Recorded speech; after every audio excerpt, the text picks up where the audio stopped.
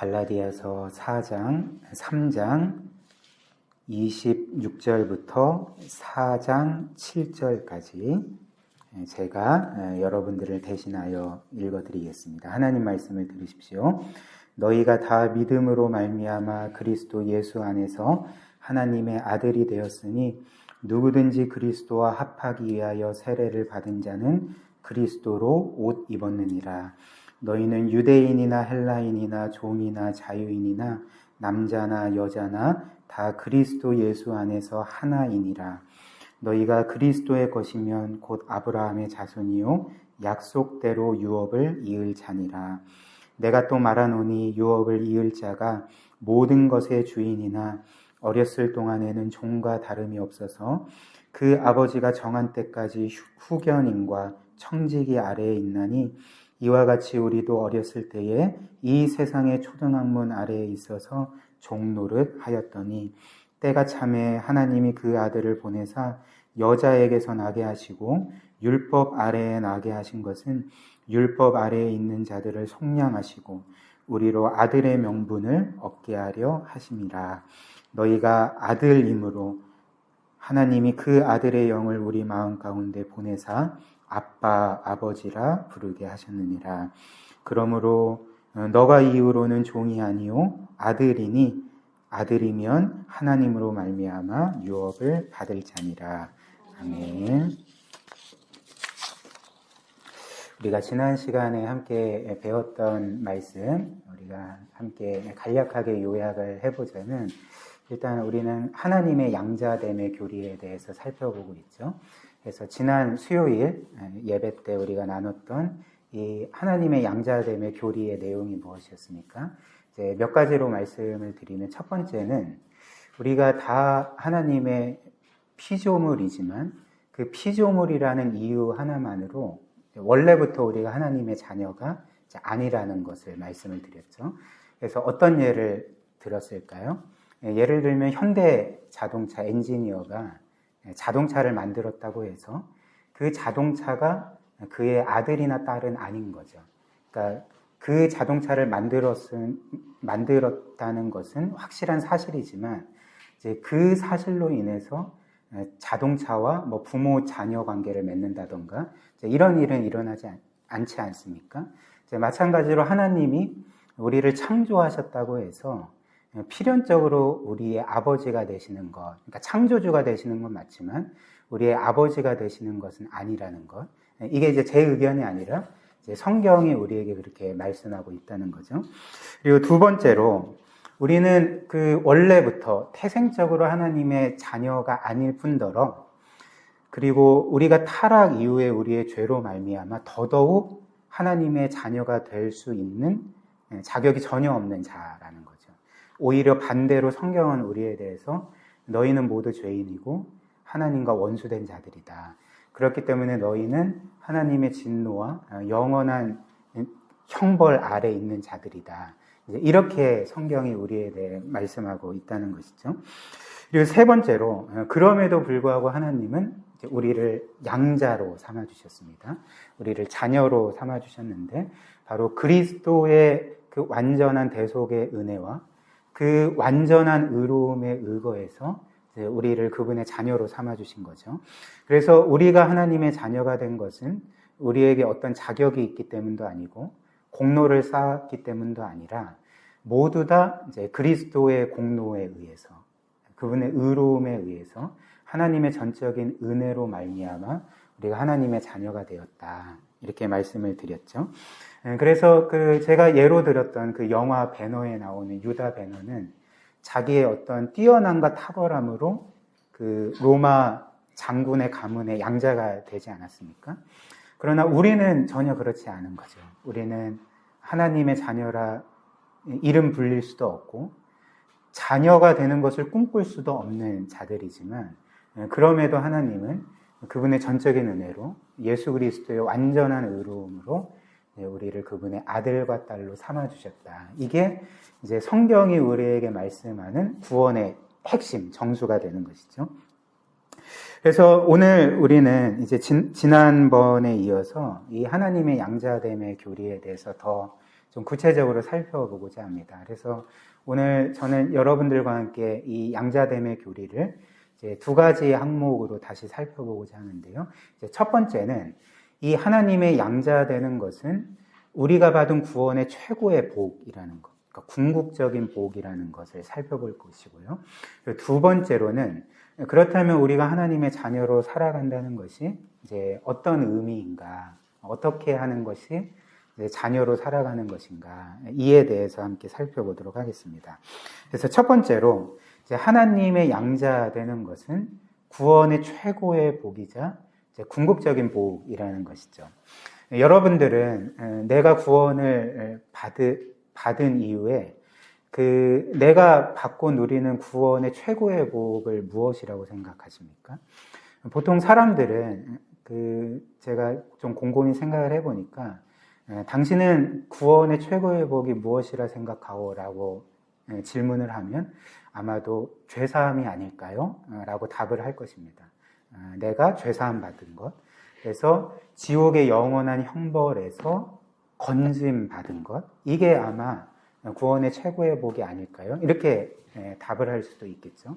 그래서 우리가 잘 아는 찬양 중에 이런 찬양이 있지 않습니까? 할렐루야 찬양하세 내 모든 죄 사함 받고 주 예수와 동행하니 그 어디나 하늘나라. 그래서 여기에서도 이제 죄사함의 은혜를 찬양하고 있지 않습니까? 물론 이후에 이제 예수 그리스도와 동행하는 삶에 대해서 이야기를 하지만 이 죄사함에 초점을 맞춰서 찬양을 하고 있죠. 그리고 또 한편 교리를 어느 정도 배운 사람은 물론 죄사함도 우리가 누리는 최고의 복이지만 더 나아가 나는 그리스도의 의로움으로 의로운 자가 되었습니다. 그렇기 때문에 죄사함도 너무나도 큰 복이지만 내가 하나님께 의롭다 선언받은 것이 구원의 최고의 복이 아닐까요? 라고 또 답할 수도 있겠죠. 물론 이 말들은 다 맞는 말입니다. 그러니까 죄사함이나 하나님 앞에서 의롭다 선언받은 것이 우리의 최고의 복인 것은 사실 부인할 수 없는 사실이지 않겠습니까? 그러니까 예를 들면 빌 게이츠처럼 지금은 세계에서 가장 큰 부자가 빌 게이츠는 아니더군요. 우리가 몇 해 전까지만 해도 거의 매해마다 미국의 빌 게이츠가 세계에서 가장 부자인 사람으로 꼽혔잖아요. 근데 어찌됐든 이 세상에서 빌 게이츠처럼 세계에서 가장 큰 부호가 된다 할지라도 막대한 부를 누린다 할지라도 사실 그가 죽어서 지옥에 간다면, 그래서 영원한 고통 가운데 살게 된다면 사실 막대한 부가 무슨 의미가 있겠습니까? 그렇기 때문에 인생이 가장 받을 수 있는 최고의 복은 부도 아니고 명예도 아니고 건강도 아니고 이 세상에서의 행복이 아니라 죄를 사함받고 그래서 영원한 형벌로부터 건짐받는 것이라 할 수가 있는 거죠. 근데 이에 대해서 성경은 조금 다르게 말합니다. 죄사함도 정말 너무나도 귀한 복이고 의롭다 선언받은 것도 정말 최고의 복이지만 그러나 죄사함과 의롭다함이 궁극적인 복은 아니라는 거죠. 구원의 궁극적인 복은 죄사함과 의롭다 선언받은 것을 기반으로 해서 그 모든 것이 지향하는 한 가지 복이 있는데 그것이 바로 하나님의 자녀 되는 것, 하나님의 양자 되는 것이라고 이제 말을 한다는 것입니다. 그래서 이는 우리가 오늘 보고 있는 갈라디아서 전체 말씀의 이 내용의 순서를 통해서도 볼 수가 있거든요. 즉 바울이 이 갈라디아서를 통해 복음을 어떤 순서로 설명하고 있는지를 볼 때 이 사실이 분명하게 드러난다는 거죠. 그래서 갈라디아서는 여러분들이 아시다시피 바울이 갈라디아 교회 성도들에게 쓴 편지이고 당시 갈라디아 교회에는 큰 문제가 있었습니다. 어떤 문제냐면 사도 바울이 예수님께 받아 전한 참된 복음이 아니라 이제 율법주의적인 거짓 복음에 빠졌던 거죠. 거짓 복음을 붙들고 있었던 거죠. 그래서 사도 바울이 이 갈라디아서를 쓰면서 그들을 이제 꾸짖고 그 거짓 복음이 아닌 다시금 참된 복음에 대해서 이제 설명을 하는데, 그 복음이 무엇이냐면 이제 이신칭의의 복음. 오직 그리스도를 믿음으로만 죄 사함 받고 하나님께 의롭다 선언받는다는 그 복음을 설명하고 있는 거죠. 그래서 그 사도 바울은 갈라디아서 1장과 2장에서는 이렇게 이 갈라디아 교회 성도들이 거짓 복음을 붙든 것을 꾸짖으면서 이제 오직 그리스도를 믿음으로만 너희가 죄 사함 받고 의롭다함을 얻는다. 이 참된 복음을 붙들어라. 이렇게 말하는 거죠. 그리고 이후에 3장으로 가면 이 죄 사함과 의롭다 선언받는 이 복음뿐만 아니라 더 한 차원 나아간 복음의 내용을 말하는데, 그 갈라디아서 3장 말씀 보십시오. 3장 26절에서 이렇게 말합니다. 너희가 다 믿음으로 말미암아 그리스도 예수 안에서 하나님의 아들이 되었으니, 지금 갈라디아서 2장에서는 너희가 그리스도를 믿음으로 죄사함 받고 하나님께 의롭다 선언을 받았다 이렇게 말했는데, 여기서는 이제 뭐라고 말합니까? 그리스도 예수 안에서 죄사함 받았을 뿐만 아니라, 의롭다 선언 받았을 뿐만 아니라 너희가 하나님의 아들이 되었다. 즉 죄사함과 의롭다 선언 받은 것이 구원에 너무나도 귀중한 복이긴 하지만, 그것이 궁극적인 복이 아니라 바로 우리가 하나님의 자녀가 되는 것이 궁극적인 복, 최고의 복이다. 이렇게 바울이 복음에 대해서 설명을 하고 있는 것입니다. 이는 로마서에서도 마찬가지인데요. 여러분들이 로마서를 보면 1장부터 16장까지 세 부분으로 나눌 수 있다는 것을 발견하게 되실 것입니다. 그래서 로마서 1장부터 8장까지는 이제 복음이 무엇인지, 복음에 대해서 상세하게 설명하고 있고요. 그리고 9장부터 11장까지는 이제 하나님의 주권과, 구원에 있어서 하나님의 주권과 이스라엘 백성의 구원 문제에 대해서 다루고 있고요. 그리고 마지막 12장부터 16장까지는 이 예수 그리스도를 믿음으로 구원받은 자가 이제 어떻게 살아가야 되는지 이제 실천적인 면을 다루고 있습니다. 근데 말씀드린 것처럼 로마서 1장부터 8장이 이 복음에 대해서 상세하게 설명을 하고 있는데, 또다시 이 내용을 이렇게 구분을 하면 로마서 1장 1절부터 17절까지는 이제 서론 부분이고요. 인사말과 서론 부분이고요. 로마서 1장 18절부터 그리고 3장 18절까지는 어떤 것을 다루냐면, 모든 사람이 죄인이고 하나님의 진노와 심판 아래 있다. 그래서 유대인이든 헬라인이든지 간에 차별 없이 너희는 다 죄인이다. 하나님의 진노와 심판 아래 있다. 이거를 이제 설명을 하는 거죠. 그리고 이어서 3장 19절부터 7장까지는 너희가 죄인이긴 하지만 너희에게 구원의 길이 열렸다. 그게 무엇입니까? 그러니까 예수 그리스도를 믿음으로써 죄 용서받고 하나님께 의롭다 선언받는 것에 대해서 이제 설명을 하는 거죠. 그리고 이것이 우리가 그리스도를 믿을 때 그리스도와 하나 되는데, 연합되는데, 이 그리스도와 연합됨으로써 그리스도의 죽으심이 우리의 죽으심이 되고, 그리스도의 부활이 우리의 부활이 되고, 그리스도께서 이루신 구원이 우리의 구원이 되는 거다. 이게 복음이다. 이렇게 설명을 하는 거죠. 그럼 마지막으로 로마서 8장은 뭘 다룰까요? 이렇게 그리스도를 믿음으로 죄 용서받고 의롭다 선언받은 자가 누리는 최고의 복을 얘기를 하는 거죠. 그 최고의 복이 무엇인지 아십니까? 바로 너희가 하나님의 자녀가 되었다. 이게 이제 로마서 8장의 주제인 것입니다. 그래서 로마서 8장 15절부터 18절 한번 보십시오. 너희는 다시 무서워하는 종의 영을 받지 아니하고 양자의 영을 받았으므로 우리가 아빠 아버지라고 부르짖느니라.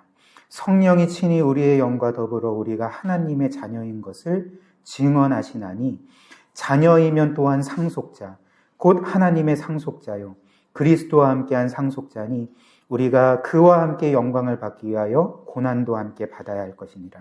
근데 고난뿐일까요? 그렇지 않고 18절에 이어서 보면, 생각하건대 현재의 고난은 장차 하나님의 자녀인 우리에게 나타날 영광과 비교할 수 없도다. 이렇게 말하는 거죠. 그러니까 갈라디아서도 처음에는 죄사함과 의롭다 선언받는 복음을 말하고, 곧바로 더 궁극적인 복이 있다.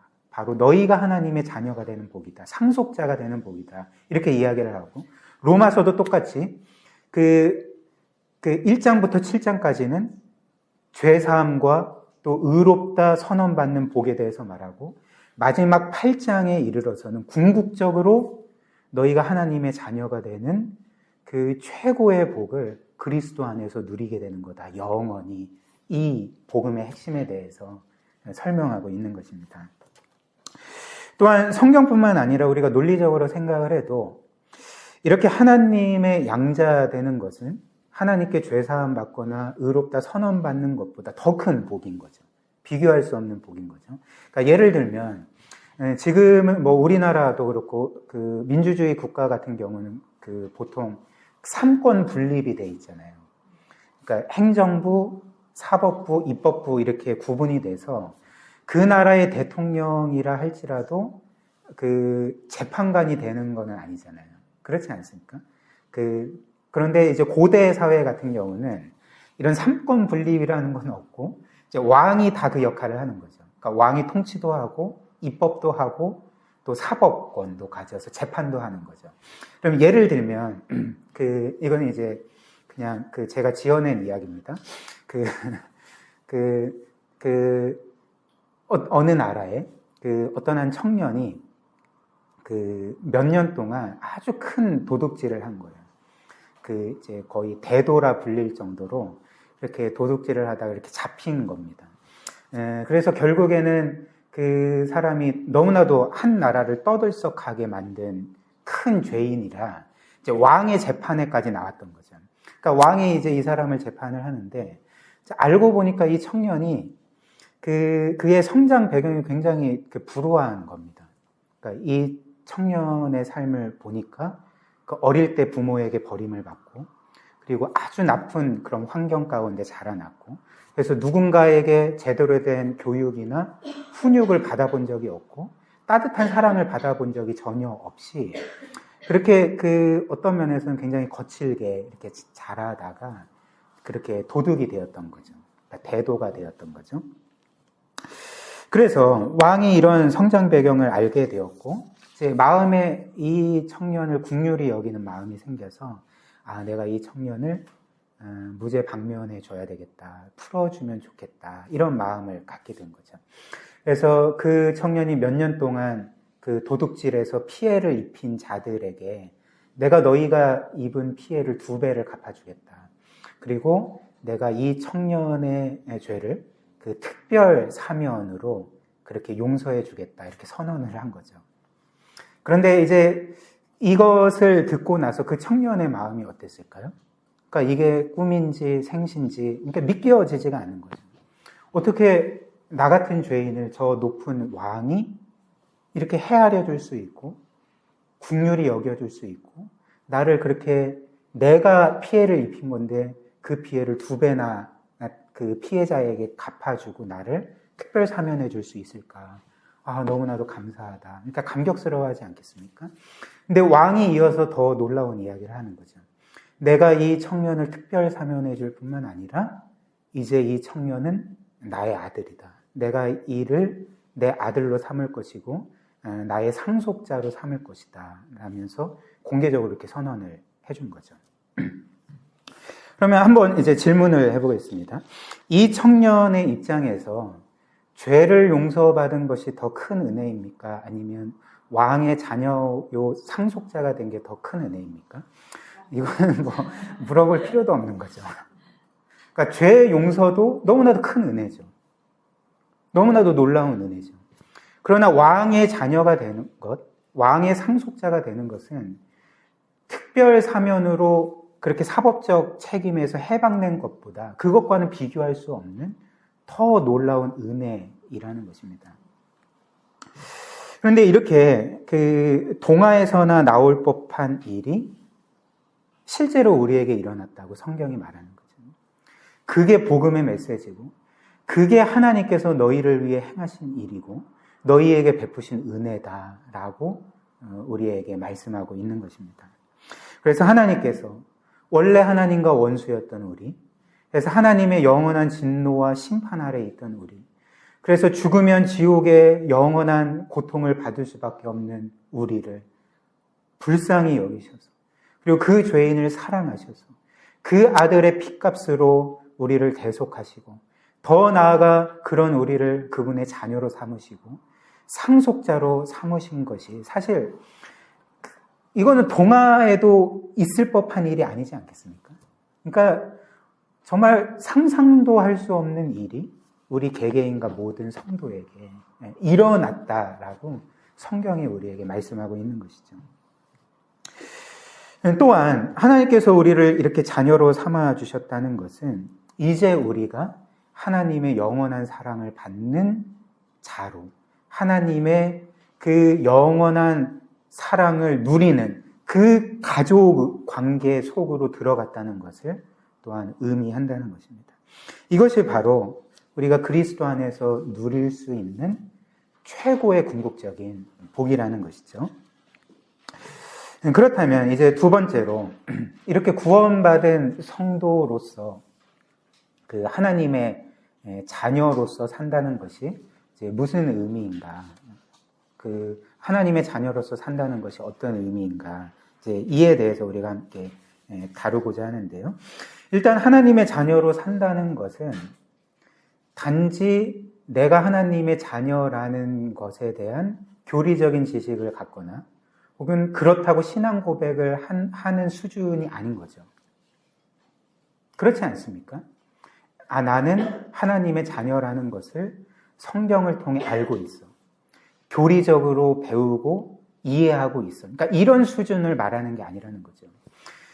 구원받은 성도로서 하나님의 자녀로서 산다는 것은 그렇게 우리가 그 진리를 알 뿐만 아니라, 입술로 고백할 뿐만 아니라 실제의 삶에 있어서 내가 진짜 하나님의 자녀인 것처럼 사는 것을 의미하지 않겠습니까? 그래서 나의 근본적인 정체성이 하나님의 아들과 딸이고, 그렇기 때문에 나는 실제로 하나님의 아들과 딸인 것처럼 아들과 딸로서 살아가는 것이 바로 하나님의 자녀로 살아간다는 것의 이제 의미가 될 것입니다. 그래서 성경이 끊임없이 이에 대해서 우리에게 말하고 있는 거죠. 너희는 이제 종이 아니다. 오늘 갈라디아서 본문처럼 너희는 이제 종이 아니다. 그러니까 죄인도 아니고 하나님의 진노와 심판을 받을 자들도 아니고 구원받았지만 하나님의 종이 아니라 너희는 하나님의 자녀다. 그러니까 강조해서 말씀을 하는 거죠. 그래서 우리가 지난번에도 살펴봤지만 예수님이 이에 대해서 계속 강조하시거든요. 제가 나눠드린 요약본 강의 하나 한번 보십시오. 마태복음 5장 16절. 이같이 너희 빛을 사람 앞에 비치게 하여 그들로 너의 착한 행실을 보고 하늘에 계신 너희 아버지께 영광을 돌리게 하라. 지금 예수님은 너희의 하나님이 너희의 아버지다. 이렇게 말씀을 하고 계시는 거죠. 바꿔 말하면 너희는 이미 하나님의 자녀들이다. 이렇게 말씀을 하고 계시다는 거죠. 그러니까 계속 이런 말씀을 하십니다. 마태복음 5장 48절. 그러므로 하늘에 계신 너희 아버지의 온전하심 같이 너희도 온전하라. 6장 6절. 너는 기도할 때 너의 골방에 들어가 문을 닫고 은밀한 중에 계신 너희 아버지께 기도하라. 은밀한 중에 보시는 너의 아버지가 너에게 갚으시리라. 이렇게 말씀을 하시죠. 마태복음 6장 9절. 그러므로 너희는 이렇게 기도하라. 하늘에 계신 우리 아버지여 이름이 거룩히 여김을 받으시오며. 또 6장 26절입니다. 공중의 새를 보라. 심지도 않고 거두지도 않고 창고에 모아들이지도 아니하되 너희 하늘 아버지께서 기르시나니 너희는 이것들보다 귀하지 아니하냐. 무슨 말씀입니까? 그러니까 하나님께서 창조주로서 이 피조물들을, 심지어 공중의 새조차도 이렇게 돌보신다면 너희가 하나님의 자녀일진데 하나님이 너희를 어떻게 대하시겠냐, 어떻게 돌보시겠느냐, 이제 이런 말씀을 하는 거죠. 또 7장 11절. 너희가 악한 자라도 좋은 것으로 자식에게 줄 줄 알거든 하물며 하늘에 계신 너희 아버지께서 구하는 자에게, 그 아버지에게 구하는 자에게 좋은 것으로 주시지 아니하겠느냐. 또 요한복음 1장 12절. 영접하는 자 곧 그 이름을 믿는 자들에게는 하나님의 자녀가 되는 권세를 주셨다. 그리고 마지막으로 요한복음 20장 17절을 보면 예수님이 그 부활하신 후에 제자들에게 이렇게 말씀하시죠. 예수께서 이르시되 나를 붙들지 말라. 내가 아직 아버지께로 올라가지 아니하였노니 너는 내 형제들. 지금 내 형제들이라고 말씀하는 대상이 누구입니까? 지금 예수님은 누구를 내 형제들이라고 말씀하는 것입니까? 지금 제자들을 내 형제들이라고 말씀을 하는 거죠. 제자들은 제자들이잖아요. 예수님의 형제가 아니잖아요. 그러니까 형제라는 것은 무엇을 의미하겠습니까? 그러니까 너와 내가 지금 한 가족이다. 그리고 형제라면 아버지가 있을 것 아닙니까? 그러니까 누가 아버지라는 것입니까? 그러니까 하나님이 우리의 아버지시고 너는 내 형제들이다. 이런 말씀을 하고 계시는 거죠. 그래서 이어서 내 형제들에게 가서 이르되 내가 내 아버지, 곧 너희 아버지, 내 하나님 곧 너희 하나님께 올라간다 하라. 이렇게 말씀을 하시는 거죠. 그러니까 끊임없이 지금 예수님이 뭘 강조하시는 걸까요? 그러니까 하나님은 너희 아버지시다. 하나님은 너희 아버지시다. 기억하라. 까먹지 말라. 잊지 말라. 늘 기억하고 자녀로서 살아라. 하나님은 너희의 아버지시고 너희는 하나님의 자녀다. 하나님이 너희의 삶을 책임지신다. 계속 강조하고 계시는 거죠. 그렇다면 이제 우리가 하나님의 자녀라는 것을 강조해야 되는 이유가 무엇이겠습니까?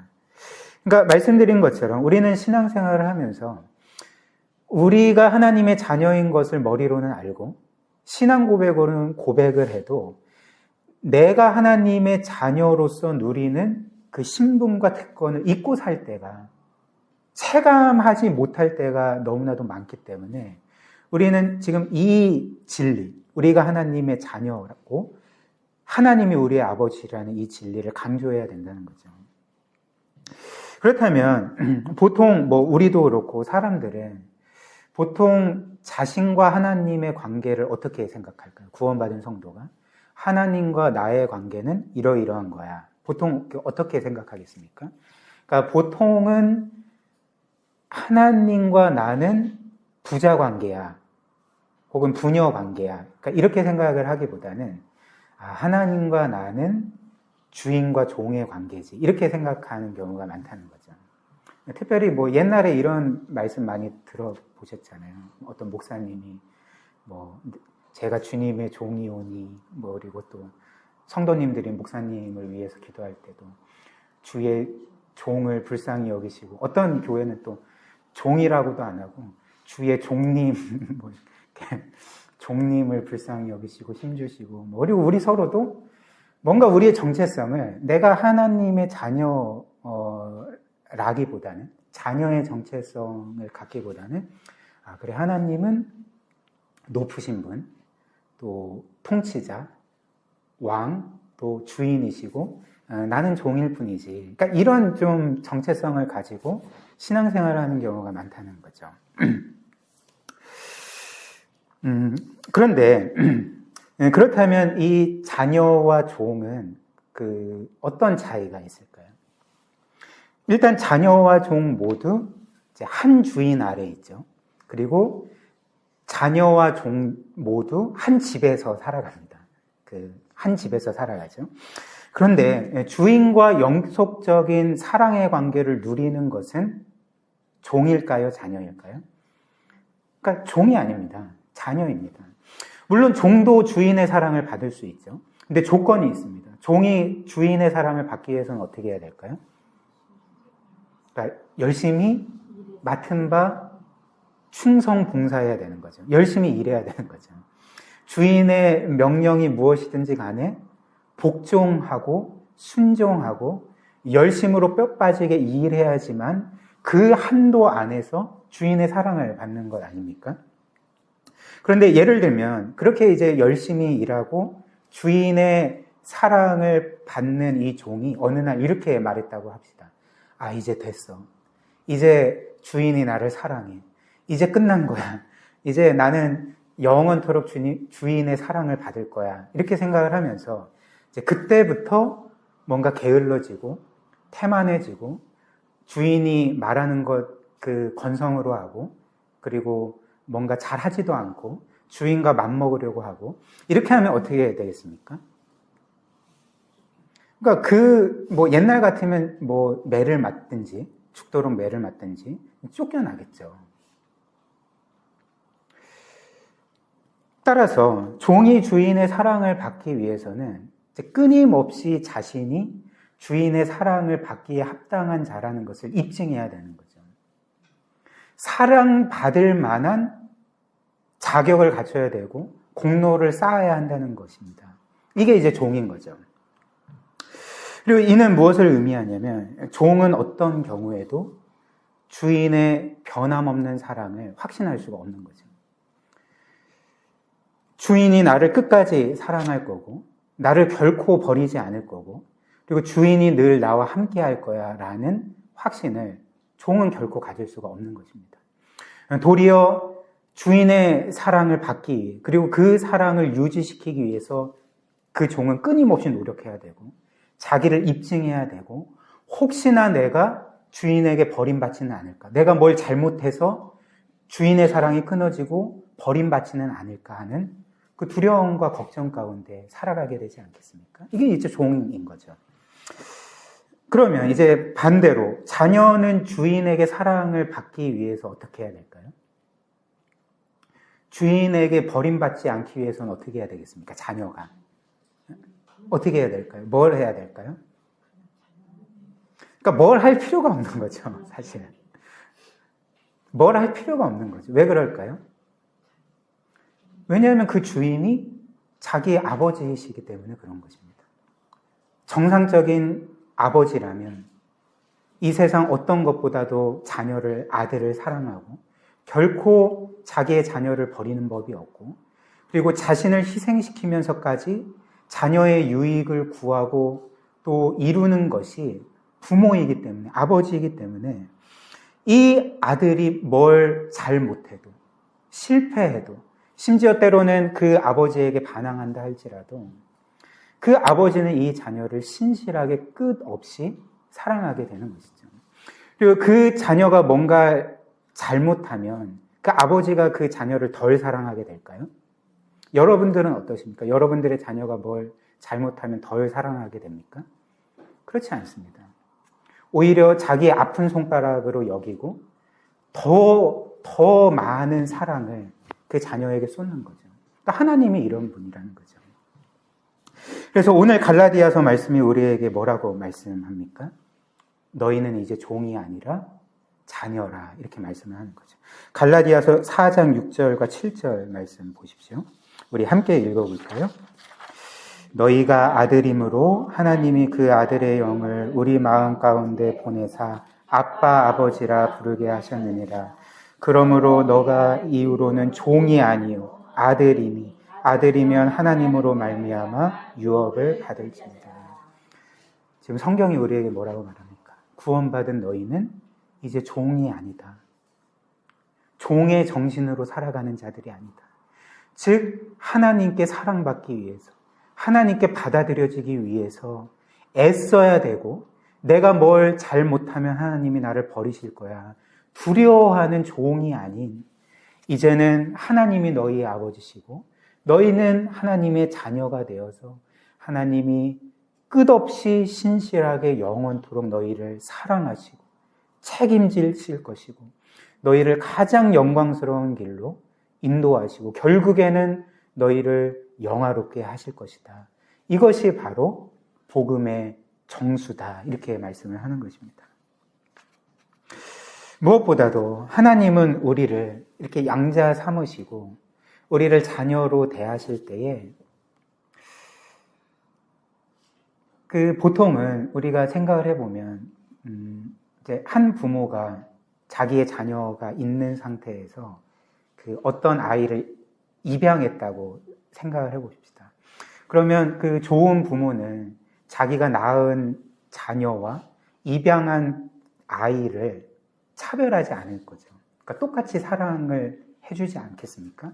근데 우리가 이제 연약하기 때문에 다 이제 죄성이 있기 때문에 자기의 이제 혈통인 자녀를 입양한 자녀보다 더 사랑하고 편애하는 경우는 얼마든지 있는 거죠. 근데 성경이 우리에게 말씀하는 바가 무엇인지 아십니까? 성경이 우리에게 말씀하는 바는 놀랍게도 하나님이 양자인 우리를 대하실 때에 마치 우리를 그분의 원래 아들, 외아들 예수님인 것처럼 우리를 대하시고 똑같이 사랑하신다는 거죠. 왜 그럴까요? 우리는 어떻게 이를 알 수가 있을까요?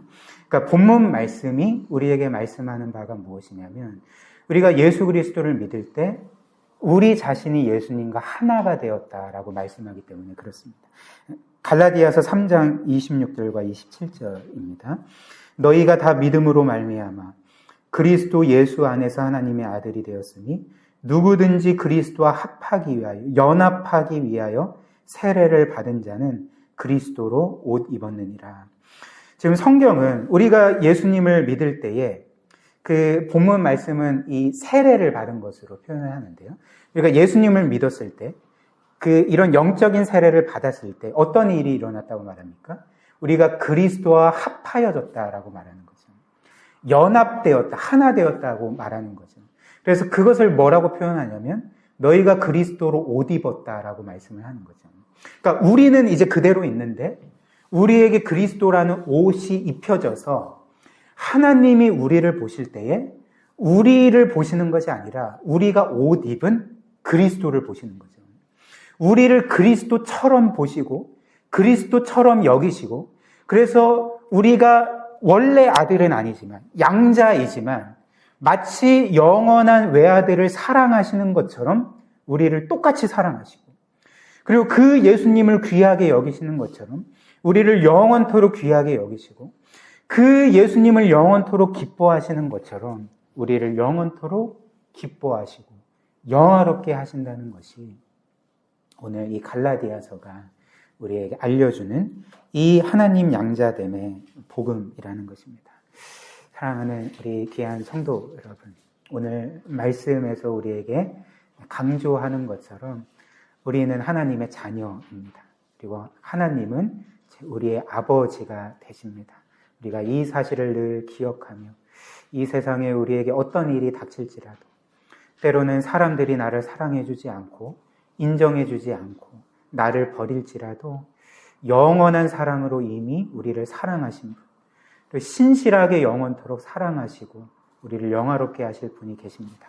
그 아버지를 신뢰하며 그 아버지께서 우리를 늘 가장 선한 길로 모든 것이 합력하여 선을 이루는 길로 인도하실 것을 우리가 확신하며 하나님의 자녀의 기쁨을 누렸으면 좋겠습니다.